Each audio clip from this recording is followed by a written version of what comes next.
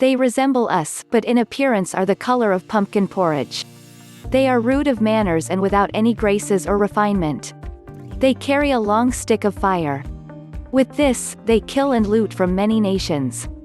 Zulu impression of first white men, taken from Zulu epic poem, Emperor Shaka the Great, translated by Mazizi Kunene, drawing on the memories of a number of Zulu oral historians. In the early part of the 19th century, the history of southern Africa is marked by the massive expansion of the Nguni Empire under the military leadership of Shaka. This had a knock-on effect throughout southern Africa, displacing other peoples.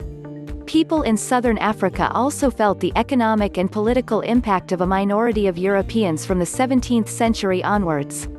These Europeans set about taking over, and profiting from, other people's land.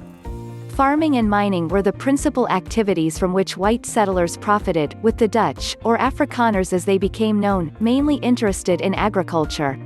The Englishman Cecil Rhodes led the initiative to exploit the country's mining potential. His long-term goal was to colonize the whole continent with white settlers. The Afrikaners had a huge social impact on southern Africa. Wherever they set up a community, they pursued a policy of racial segregation, based on a belief in the racial superiority of Europeans, wherever they set up.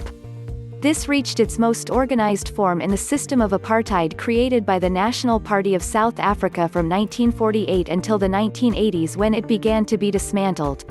While most of Africa had achieved independence by the early 1960s, it took much longer for southern African colonies to become independent. Tanzania, Malawi, Botswana, Swaziland, Zambia, and Lesotho all achieved independence by the end of the 1960s. But Angola and Mozambique had to wait until 1975. Zimbabwe achieved majority rule in 1980. Namibia shook off South African domination in 1990.